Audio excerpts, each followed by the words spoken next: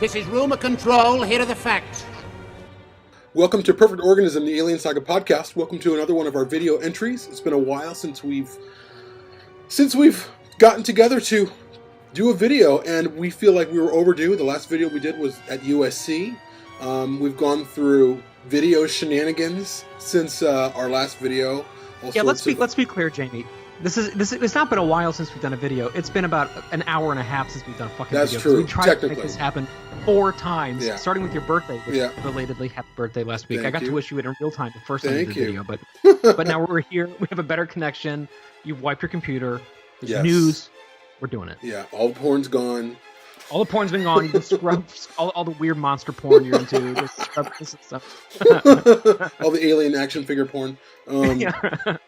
But no, I just felt like it was a good time, or we felt like it was a good time to talk to you guys. There's a lot of news out there. We want to kind of make this brief but succinct. Biggest news right now is, aside from the Alien short, is the merger is done between Disney and Fox. That's big news. I've been very cautious and kind of nervous about the future of Alien under Disney, because Disney isn't this. They're a complicated brand. They have they have Marvel, they have all of these things. Even Marvel. Even Marvel makes PG-13 films. They don't make our films. They're just very specifically tailored films to a very specific audience. And Alien is hard R, and it always has been. But we did have the news that Disney has confirmed publicly that they want to pursue Alien material, which I think is really great. It's a huge deal. I felt like they were going to say that because it's something that clearly can be really profitable, and it's something that is like a marquee level IP for any company, even Disney, which is like the most dominant media company out there. Alien is a cultural touchstone of 20th century popular culture, and that is like they would be crazy not to develop it further. So we'll see what it does. I don't think they're going to water it down. I think they'll probably put it out under like an imprint, but I think it'll, because to be fair, Marvel, you're right. Like the MCU films aren't R-rated, but Marvel in conjunction with Sony especially puts out incredibly raunchy stuff. And there's ways to make it happen. And I think Disney will be the ones obviously behind this, but they'll probably find a way to make it still feel correct. And the brand of 21st Century Fox or 20th Century Fox lives on. They are still an entity that operates under Disney. Like I was saying, Fox is its own entity, and they're going to be creating films themselves under that brand owned by Disney. And I think Disney's going to be smart. They're going to bring in people that are going to be like, no, we need to make these films good. How do we make these films good? And I think that they can't leave it to chance, which is what Fox has kind of traditionally done. Like, okay, here's your idea. Let's go with it. We'll see. Disney's way smarter of a company than that. And Disney gets a lot of shit, but they're hugely profitable. They've made films I was going to say that are hugely satisfying. They almost never don't succeed. Yeah, absolutely. Like the amount of hits they've had both critically and commercially is just astounding, and it's like the safest place for something like this to sit right now. I would agree, and I think about a film, even though obviously in terms of genre, it's night and day. But I think about Mary Poppins Returns, which I think you have not seen still. I still have not. Oh my god! And you missed it in the theater. What an amazing thing! I know. Whatever. But when they approached that material to bring Mary Poppins back to life, they did it in the best way. Like, they had all of the right people in place, and the music was incredible. It felt completely authentic to the world that was created in the 60s with Julie Andrews. It was amazing. And I think that Disney really understands. They understand, number one, what fans are looking for. And they understand the balance. Not all the time. Some of their films mess up. But if you look at the Marvel series, by and large, 96% of those films are incredibly satisfying, well-made, smart, great dialogue, great characters that we're emotionally invested in. That's the Alien series right there. Oh yeah. And even the weaker MCU films have been good. Like even like Thor 2, like it's still fine. Yeah. Like I can still watch that. The only Marvel film that I've stopped watching because I was bored was Ant-Man 2. I felt like it was just rudimentary, by the numbers, boring. It was not interesting whatsoever. But even still, it was a well-made movie. It's still a movie. If you're in the mood for it, I think it works. It's just it's not like a great film, but it's fine. Agreed. So moving on. So it's huge news, and it's something that we've been waiting for a long time. And it feels to me like what we're about to get into, because we've already practiced this video 4 times. Mm-hmm. I feel like it is a nice little capstone of the optimistic few weeks that we've enjoyed in fandom. Yep. You know, it's sort of like we have the short films coming out. We had the screening that I'm going to pass off to you to talk about in a moment. We've had this North Bergen High School thing, which has just been absolutely incredible. We can actually just talk about that now quickly because it's quick. Yeah, but go ahead. As you guys know, a couple weeks ago, this very small high school in New Jersey put on a production of like a stage adaptation of Alien. It went truly viral. Yeah. Sigourney Weaver weighed in on it. Ridley Scott weighed in on it. They got their blessing from Fox because the Alien page has been sharing it. And it was just this great underdog feel good story. And so that was something that felt just great as a fan to have, you know. And it just feels like there's been a lot of momentum lately in a really good direction. Yes, that is totally. not divisive, and it's Absolutely. just like look at how much love there is for this franchise out there. You know? Yeah. Interestingly enough, in terms of the play, we know that Star Wars is a huge entity. It's been around since, of course, '77. When has anything in terms of Star Wars generated the kind of buzz that Alien play has generated in terms of fans recreating something and performing it? When has that ever happened in Star Wars? I don't think that's ever happened. And it was delightful. And I'm not trying to like compare like this is better than Star Wars. What I'm trying to understand is sort of the phenomenon of that. Yeah, where, that was a weird. It was a weird case. The fact that it took like that much. I think honestly, there's two factors that are like not, you know, super feel good involved, and there are feel good factors as well. Mm-hmm. I think one of them is that because Star Wars is so visible all the time, mm-hmm. it's something that it's sort of harder to make like a big splash if you do like a Star Wars news item. Mm-hmm. And also it's something that is a lot more sort of above the radar. So if you do something that's using a Star Wars, you know, IP, you can bet you're going to get hunted down for it. Yeah. You know? Whereas Alien is just enough below the radar but visible, and it's just weird enough and kind of funny enough in that context because it's a hard R horror film mm-hmm. that's adapted to a stage play by a bunch of kids. Yeah. You know, so there's that kind of like humorous aspect too, like the Bob's Burgers episode where they did aliens on stage. Yeah. So I think it's like a nice little nexus of those two things. But I also think it's because the world of Alien, especially the first film, is so visually arresting and so fascinating that whenever you post anything that refers to it, like it gets tons of clicks and tons of likes because it's something that speaks very deeply to us. Mm-hmm. And seeing it created on like no budget from just like household appliances by these kids and their art department and their director is just amazing with no money, you know? It's just fucking incredible. I would agree. I think it's probably not, I wouldn't say obviously rags to riches, but the humility involved just to say, hey, we're going to work this out the best way we can with the money that we have. And the fact that these are kids whose parents were probably just born, maybe 1 or 2 or 3 when Alien released. So, and it's this really young generation falling in love with this movie, you know, and I think it's bringing it to the forefront.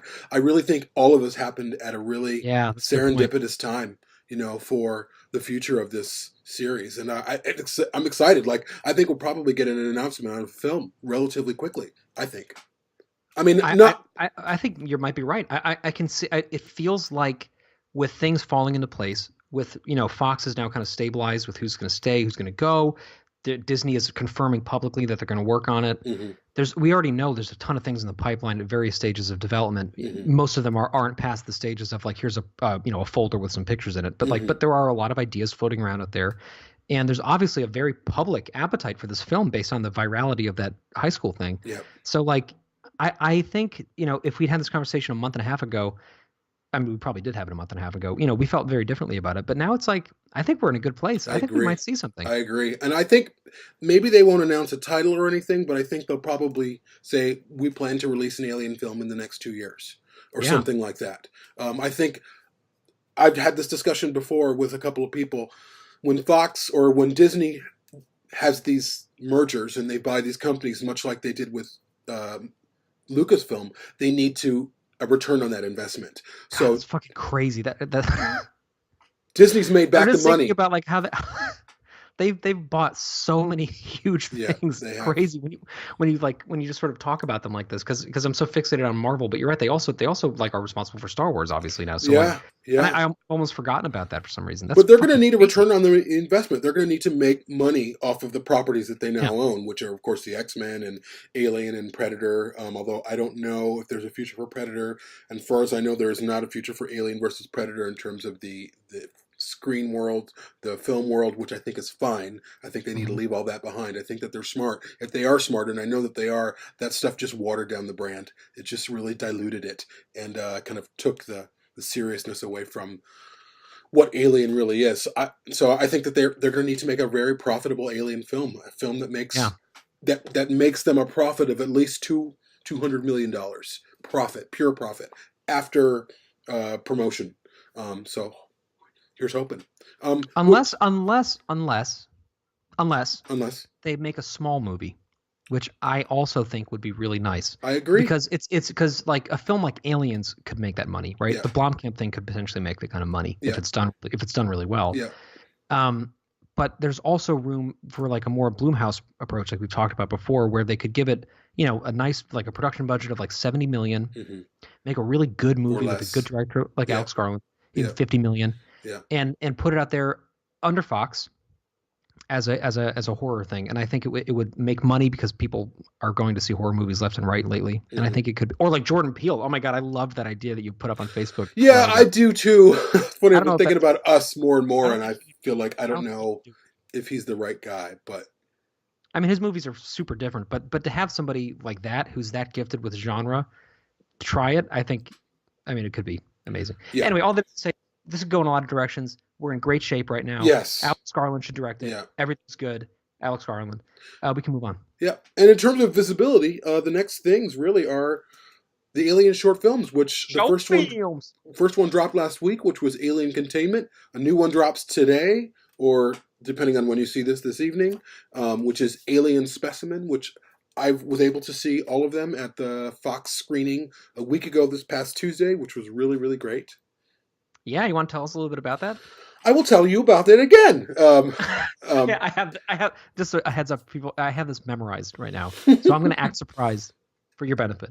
Yes. So the basics are Steve Zerlin, who is the VP of franchises at Fox, had me invited to the screening of the shorts, which took place at the Zanuck Theater on the Fox lot, which was really, really great. I got there, and the Fox lot is huge, and it's really confusing, and I never know where to go. And I met up with this one woman was walking. She's like, "Are you trying to get to the screenings?" I'm like, "Yeah." And I'm like, "Where are you from?" And I was like, "What outlet are you from?" She goes, "Oh, actually, my husband's a director." And I was like, "Really?" I'm like, "What film did he direct? What's the name of it?" And she's like, "Let me think about that." She finally said, "Oh yeah, I'm sure like it went Mary through. Poppins Returns. Yeah, I'm sure it went through a various amount of names before it came to the title of Alien Harvest." That was Harvest, directed right? by Ben Howdeshell. I almost said Bowdeshell. Benjamin Howdeshell, and it was a great film. It was a great time. Met up with the guys from AVP Galaxy, a gentleman from HNE Entertainment, and it was really good. It was fun. It was surreal. It's great to be there with people who you feel you're friends with, even though I had met with the AVP guys before. We've been talking for years. And also Bryant Dillon. Our moderator for Building Better Worlds. From Building Better Worlds. He runs Fanbase Press. Yep. Great dude. Was there too. Yeah, absolutely. And it was a great time. It was just really fun. There was a Q&A with the directors. Some of the actors who were in the shorts were there, present. The shorts are really great. They're no more than just homage films, really. They're not really self-contained, typical or formal short films. They're just kind of a series of tropes. Some are way better than others. I think that the best ones of the group of 6 feel like they have their own story and they feel really authentic. They're all really, really well made. There's one that I really specifically didn't like, and I felt like it just had it lacked the quality of the rest of them. But these people work. But we do know. So I know you brought that up in a separate message thread, and somebody else who saw it loved that one. Yeah, right? they felt it was their favorite. But they also realized that maybe it needed some help in certain areas.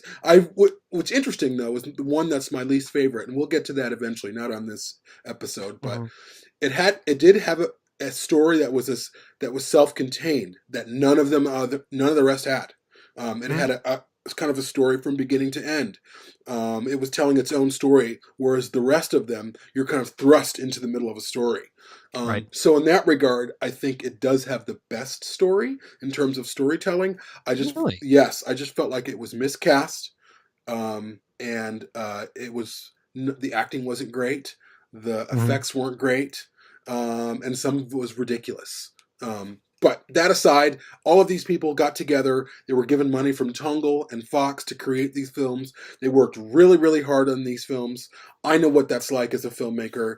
And you want people to love your work. And even if some of the work that I didn't love, I love the spirit that's attached to it. I love the passion that they brought to it. And you can't ask for more than that. Again, I think we should accept these films for what they are in terms of just kind of being homage films that are a series of tropes that are familiar to us that make us go, yeah, that was great. And then we're on to the next one. And that's okay. It's about love. These things, Totally. I mean, I wasn't crazy about Containment. I don't hate it, but I'm not crazy about it. But it's okay because it's about love for the franchise. It's clearly made by people who love this stuff, for people who love this stuff, and it's in celebration leading up to Alien Day, which is in a month from now. Less than a month. Yeah, like a few weeks. Yeah, like 21 days. Yeah, 21 days and 9 seconds. We're planning this. But it's like clearly just it's a community coming together. I think a good way to look at it is that these are fundamentally fan films, like the things that you make with your friends when you're a kid with a camcorder, but they're done at a professional level, and extremely well, I think. Yeah. So yeah. One favorite aesthetically, which is Alien Harvest by Benjamin Howdeshell, and it looked like Ridley Scott himself shot it. It was beautiful, beautiful. And then can't wait to see that. Alien Ore, which I don't really want to give anything away. I thought the characters it was an ensemble cast. They're short films, so they don't have much time, but I felt really like they were trying to really create character. 2 of the films were directed by 3 women, twin sisters. Kaylee and Sam Spears, and then I can't remember the name of the director of Specimen, which comes out today. It was Ridley Scott. And those films actually stood out more than the films directed by men, to be honest with you. They have a different feel to them. I feel a little bit more emotionally connected. There's a little bit more emotion involved. Whereas with the men, 2 of the men specifically, they felt a little bit more derivative. One of them felt really derivative. In fact, it lifts 2 characters from Alien, similar dialogue. It just felt like the story was it needed some work. But again, aside from all that, they were great. They were a lot of fun. They're here to celebrate the 40th anniversary of Alien, and what more could you ask for? Exactly. And that's what it's all about, the celebration. So let's fucking celebrate this month. Absolutely. I mean, it's kind of Alien month. Technically Alien Day is the thing that we're talking about, but it's Alien month. I just signed up to go to a screening on the 26th. They're going to show Alien in 4K at a theater near me. I'm going to go to that. On the 26th of April? Yeah. Really? I know that they're doing it in October. I didn't think that they were doing it sooner. Yeah. Well, I don't. It said in high definition, so maybe it wasn't 4K. I don't know, but it's a theatrical screening of Alien, and I'm going to go to it. Fantastic. Just there's a lot of things coming up, and it's just let's do it. Let's sign up and get involved. And we have a lot coming up too, including some mysterious projects that you may or may not have picked up on, which we don't want to talk anymore about. Jamie, don't talk about it because we're keeping it mysterious. No, but yeah, Alien, I won't. Alien Day is coming up. There's a lot planned, a lot from us, a lot from AVP Galaxy, the official Alien outlets. I'm excited about the day. Oh my God, it's my dad's 70th birthday that day. His birthday is April 26th, so his birthday will always be Alien Day. Releases too. Endgame. I know. Conflicts for my ticketing schedule, but I'm gonna. I know. I got to figure it out too. I'm gonna go see Alien that night. Yeah, it's gonna be a crazy day. So of course I have the day off. So in the morning I'll spend on Alien Day, and then I got to go and do some stuff for my dad's birthday. But I'm excited. So yeah. And one thing too that I want to point out before we wrap, I really recommend those of you who are lucky enough to be in a position where you can take the day off. Like use a vacation day for it or something, because I did that last year and it was so worth it. I got to spend all of Alien Day with the kids, and we got to watched like 4 of the movies, did like tons of activities and things like that. And it was just like it felt like a real holiday, So like if you're in a position where you're able to do that, I suggest, give it a shot. It's a lot of fun. Yeah, it was fun. Certainly last year, we were exhausted for like 2 days afterwards. It was crazy, It was but I will crazy. never forget it. Yeah. So thanks guys for watching. We appreciate it. It's great to be back. Yeah, see ya.